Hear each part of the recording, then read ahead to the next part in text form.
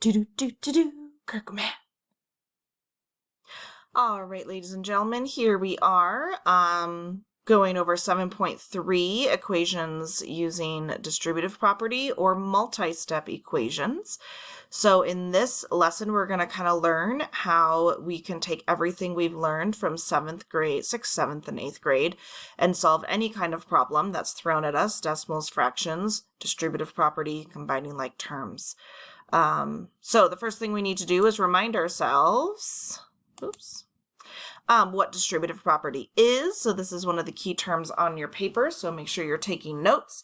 I like kind of visual notes, so you are welcome to write down what you feel like is important, but I would say doing the example in this case, or you could do the words, but basically distributive property is when you're multiplying the outside number that's outside the brackets or parentheses. You're multiplying that to everything inside the brackets or parentheses. So here we're having 2 times 4, and then we're adding 2 times 3. And then, so therefore we get 8 here and 6 here. And when we add those together, we get 14.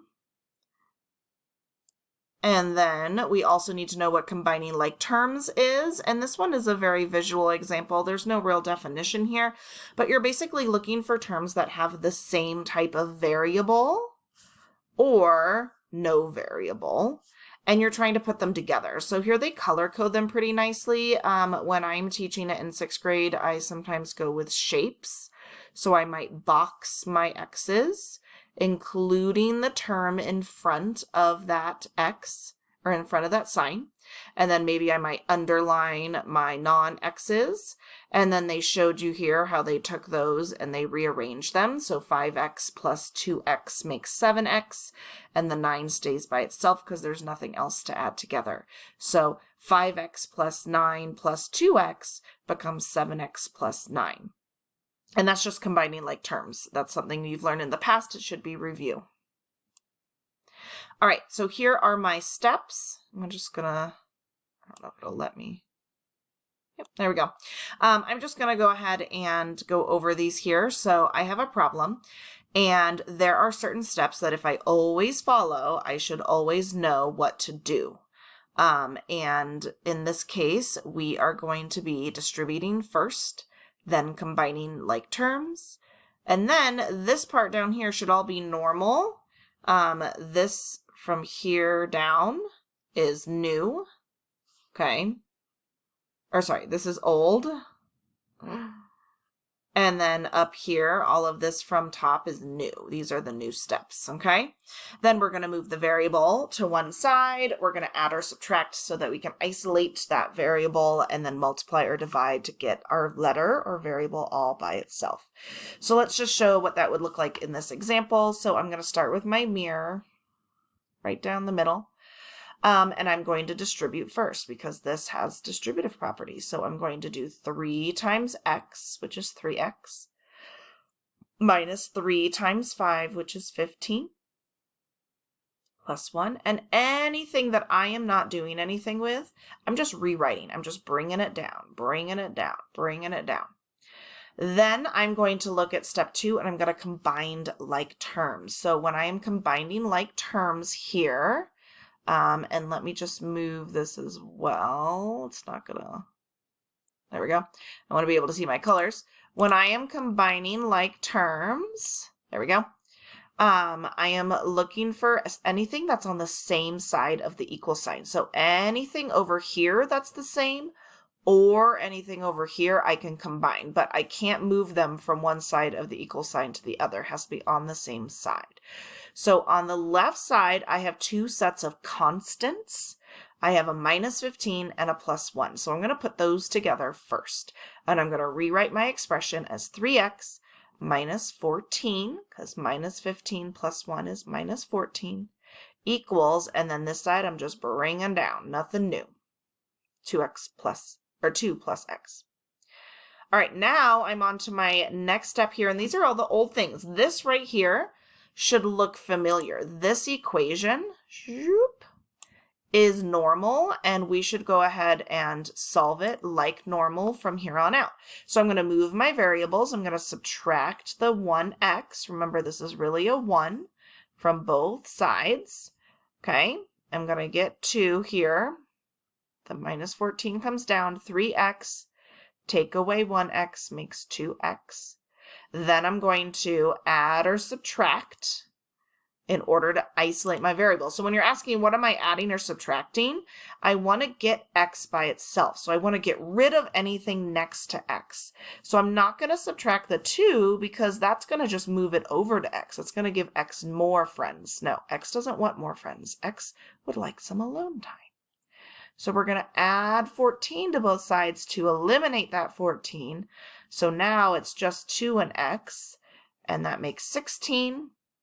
And then the last thing I'm going to do is now multiply or divide to, again, get x all by itself. It says, hey, 2, you know, the two of us have been really great, but I'd really like to be 1x all by myself. And so that's going to come over here and do the same thing, and I'm going to get 8. Okay, so distributing, combining, moving, adding or subtracting, and multiplying or dividing are my steps that will help you solve almost any problem.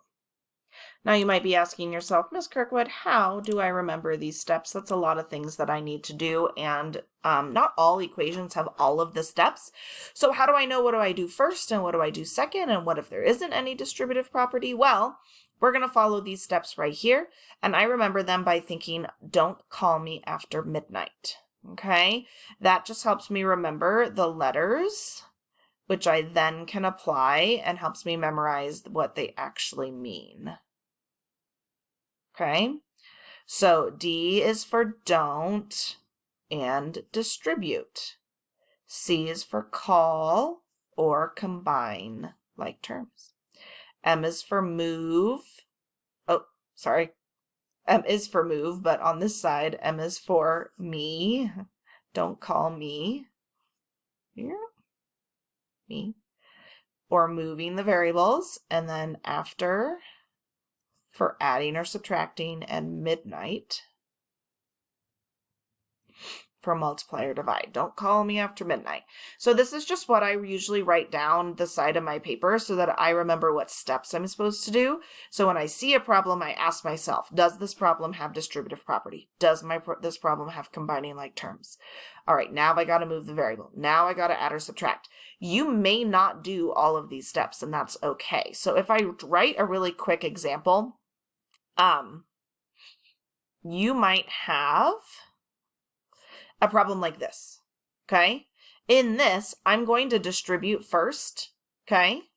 But once I distribute, I'm not going to have any like terms to combine because on the same side of my equal signs, I don't have any like terms. I'm just going to skip that letter. Combine like terms, nope, I don't have it. Next.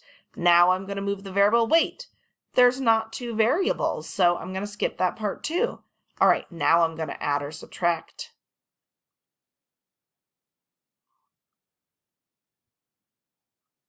And then I'm going to divide by 2, multiply or divide to get my answer here.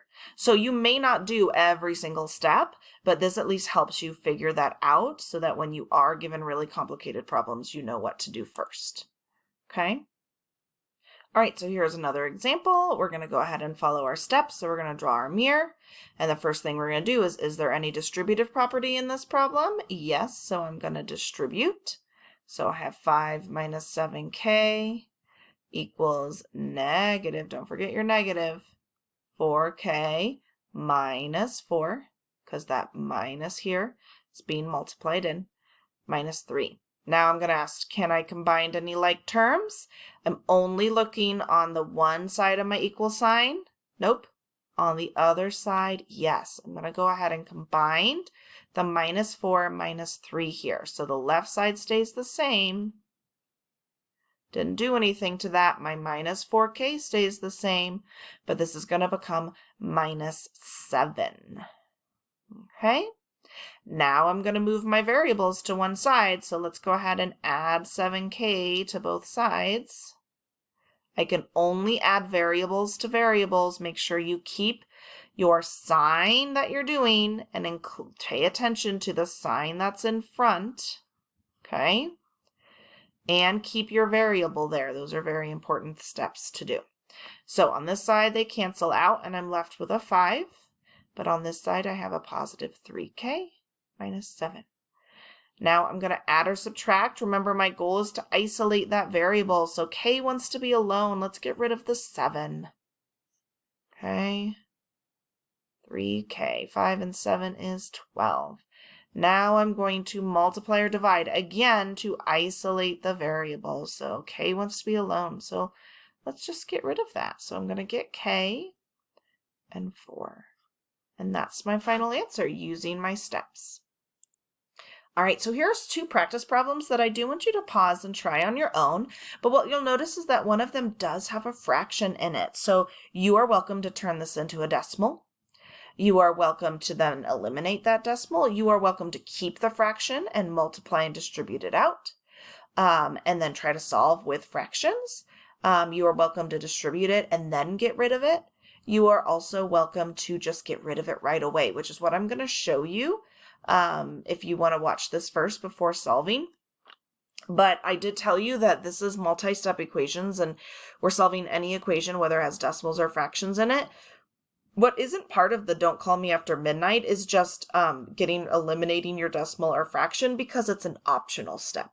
I don't have to eliminate, but I know personally I don't like having fractions and decimals in my problem. It's so much easier if they're just whole numbers.